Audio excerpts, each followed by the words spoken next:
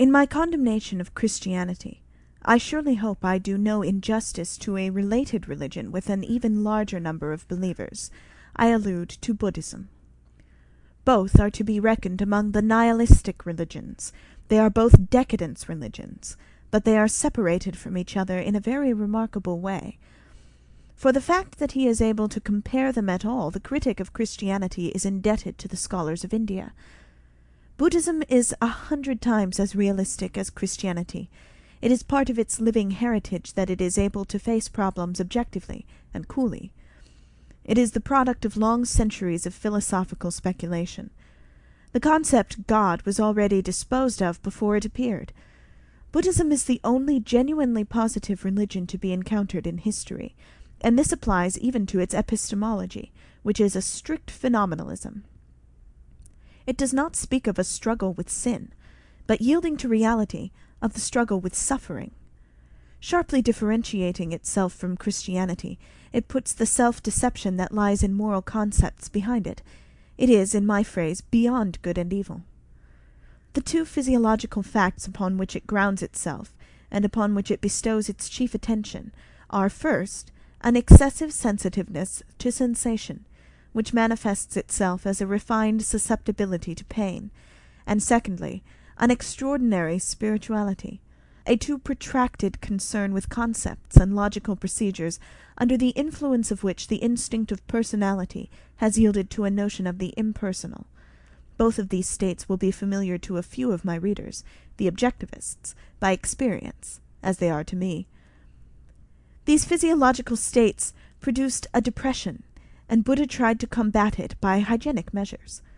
Against it he prescribed a life in the open, a life of travel, moderation in eating, and a careful selection of foods, caution in the use of intoxicants, the same caution in arousing any of the passions that foster a bilious habit and heat the blood.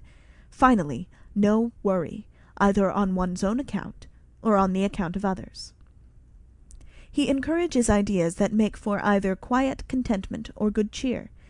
He finds means to combat ideas of other sorts. He understands good, the state of goodness, as something which promotes health. Prayer is not included, and neither is asceticism. There is no categorical imperative, nor any disciplines, even within the walls of a monastery. It is always possible to leave. These things would have been simply means of increasing the excessive sensitiveness above mentioned.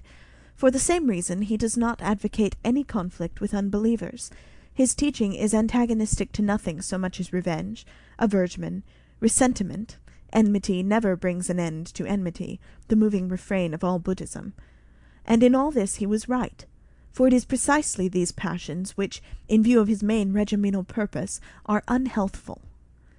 The mental fatigue that he observes, already plainly displayed in too much objectivity, that is, in the individual's loss of interest in himself, in loss of balance and of egoism, he combats by strong efforts to lead even the spiritual interests back to the ego. In Buddha's teaching, egoism is a duty. The one thing needful, the question how you can be delivered from suffering, regulates and determines the whole spiritual diet. Perhaps one will here recall that Athenian who also declared war on pure scientificality, to wit Socrates, who also elevated egoism to the estate of a morality. Section 21. The things necessary to Buddhism are a very mild climate, customs of great gentleness and liberality, and no militarism. Moreover, it must get its start among the higher and better educated classes. Cheerfulness, quiet, and the absence of desire are the chief desiderata, and they are attained. Buddhism is not a religion in which perfection is merely an object of aspiration. Perfection is actually normal. Under Christianity, the instincts of the subjugated and the oppressed come to the fore. It is only those who are at the bottom who seek their salvation in it. Here the prevailing pastime, the favorite remedy for boredom, is the discussion of sin, self-criticism, the inquisition of conscience. Here the emotion produced by power, called God, is pumped up by prayer. Here the highest good is regarded as unattainable, as a gift, as grace. Here, too, open dealing is lacking. Concealment and the darkened room, are Christian. Here body is despised and hygiene is denounced as sensual. The Church even ranges itself against cleanliness. The first Christian order after the banishment of the Moors closed the public baths, of which there were 270 in Cordoba alone. Christian, too, is a certain cruelty toward oneself and toward others, hatred of unbelievers, the will to persecute. Sombre and disquieting ideas are in the foreground.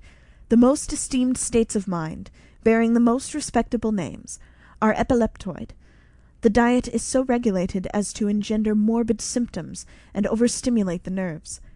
Christian, again, is all deadly enmity to the rulers of the earth, to the aristocratic, along with a sort of secret rivalry with them. One resigns one's body to them.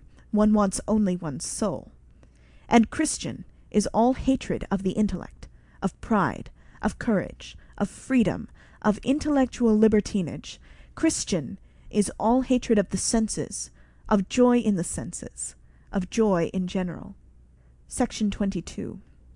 When Christianity departed from its native soil, that of the lowest orders, the underworld of the ancient world, and began seeking power among barbarian peoples, it no longer had to deal with exhausted men, but with men still inwardly savage and capable of self-torture.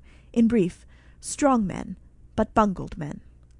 Here, unlike in the case of the Buddhists, the cause of discontent with self, suffering through self, is not merely a general sensitiveness and susceptibility to pain, but on the contrary, an inordinate thirst for inflicting pain on others, a tendency to obtain subjective satisfaction in hostile deeds and ideas. Christianity had to embrace barbaric concepts and valuations in order to obtain mastery over barbarians. Of such sort, for example, are the sacrifices of the firstborn, the drinking of blood as a sacrament, the disdain of the intellect and of culture, torture in all its forms, whether bodily or not, the whole pomp of the cult. Buddhism is a religion for peoples in a further state of development, for races that have become kind, gentle, and over-spiritualized. Europe is not yet ripe for it. It is a summons that takes them back to peace and cheerfulness, to a careful rationing of the spirit, to a certain hardening of the body. Christianity aims at mastering beasts of prey. Its modus operandi is to make them ill. To make feeble is the Christian recipe for taming, for civilizing. Buddhism is a religion for the closing, over-wearied stages of civilization. Christianity appears before civilization has so much as begun. Under certain circumstances, it lays the very foundations thereof. Section 23. Buddhism, I repeat, is 100 times more austere, more honest, more objective. It no longer has to justify its pains, its susceptibility to suffering by interpreting these things in terms of sin. It simply says, as it simply thinks, I suffer. To the barbarian, however, suffering in itself is scarcely understandable. What he needs first of all is an explanation as to why he suffers. His mere instinct prompts him to deny his suffering altogether, or to endure it in silence. Here the word devil was a blessing. Man had to have an omnipotent and terrible enemy. There was no need to be ashamed of suffering at the hands of such an enemy. At the bottom of Christianity there are several subtleties that belong to the Orient. In the first place, it knows that it is of very little consequence whether a thing be true or not, so long as it is believed to be true. Truth and faith. Here we have two wholly distinct worlds of ideas, almost two diametrically opposite worlds. The road to the one and the road to the other lie miles apart. To understand that fact thoroughly, this is almost enough in the Orient to make one a sage. The Brahmins knew it. Plato knew it. Every student of the esoteric knows it. When, for example, a man gets any pleasure out of the notion that he has been saved from sin, it is not necessary for him to be actually sinful, but merely to feel sinful. But when faith is thus exalted above everything else, it necessarily follows that reason, knowledge, and patient enquiry have to be discredited. The road to the truth becomes a forbidden road. Hope, in its stronger forms, is a great deal more powerful stimulants to life than any sort of realized joy can ever be. Man must be sustained in suffering by a hope so high that no conflict with actuality can dash it, so high indeed that no fulfillment can satisfy it, a hope reaching out beyond this world. Precisely because of this power that hope has of making the suffering hold out, the Greeks regarded it as the evil of evils, as the most malign of evils. It remained behind at the source of all evil, that is, in Pandora's box. In order that love may be possible, God must become a person. In order that the lower instincts may take a hand in the matter, God must be young. To satisfy the ardor of the woman, a beautiful saint must appear on the scene, and to satisfy that of the men there must be a virgin.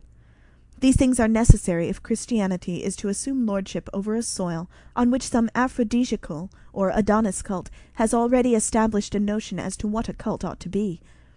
To insist upon chastity greatly strengthens the vehemence and subjectivity of the religious instinct.